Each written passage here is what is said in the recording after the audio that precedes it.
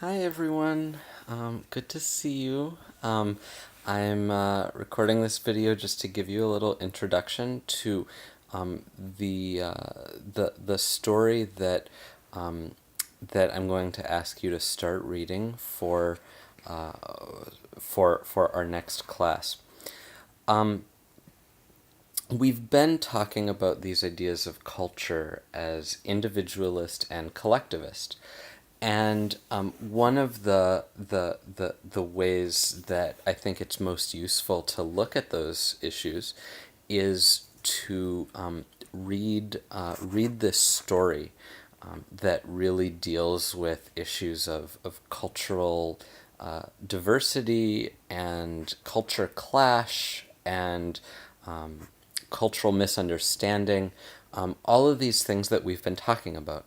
Now, the story that I'm going to ask you to read is um, is is also going to form the basis for our first interactive oral, which will be late next week. And so what that means is that we're going to read the story together over the course of a few days. I'm going to ask you to start reading it over the weekend, and then we'll continue reading it together next week. But then when we're done reading the story, then the story will form the basis for our group graded discussion. Remember, the first one of those three graded discussions that we're going to have. The story is called Mrs. Sens. And it's by an author named Jhumpa Lahiri. Jhumpa Lahiri is Indian American. Now, remember back a month or so ago when we were talking about Native Americans. Native Americans are sometimes called Indians, but that's different than Indian Americans. An Indian American is a person whose ancestors come from India, but they themselves live in the United States. So Indian American is what we're talking about. So we're not talking about Native Americans in this story. We're really talking about people whose ancestors came from India, but who are now living in the United States. The story is part of a book that Jhumpa Lahiri wrote. The book is called Interpreter of Maladies, and it's a very well respected book in the United States. It won some very prestigious awards. The book is a series of several different short stories. We're just reading one story, and the one we're reading is again called Mrs. Sens. In the attached document, you'll find a copy of the story. It starts on page 61. So when you open the PDF, you'll find many pages, about 100 pages in there. You want to go to page 61.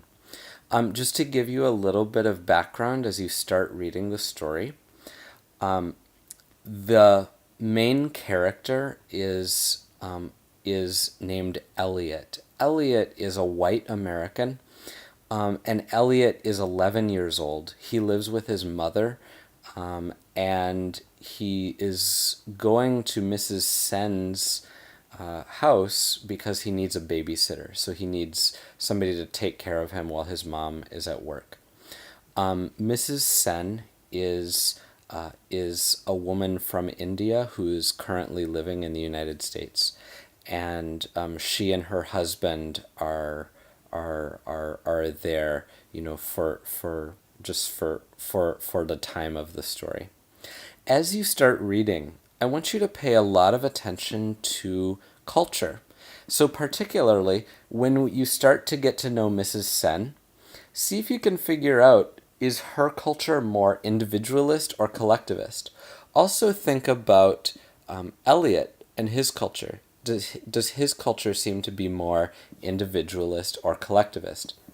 As you read, you'll probably find some challenging vocabulary words.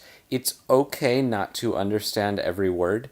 What I would say is just please write down words that you would like, you can write down some vocab words. Of course, it's totally okay to look up words, but I'm most eager for you to look at culture in here and the ideas in the story.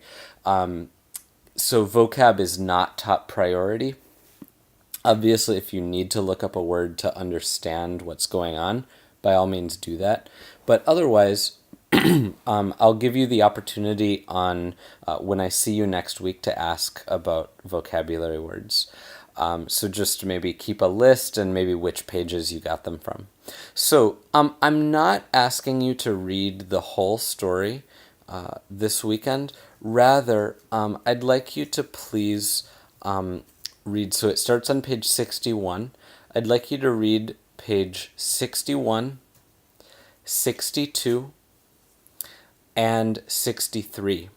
Okay? When you get to the bottom of page 63, there's a break there, and then and then there's like a space, and then there are 3 lines at the bottom that start the next section. Just read to where the page breaks, so the bottom of page 63. Then we'll read more together on the next time I see you. Okay?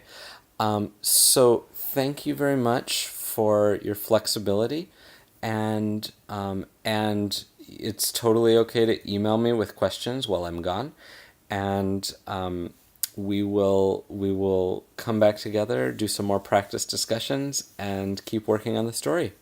All right, thank you very much, and I hope you have a wonderful weekend. Bye bye.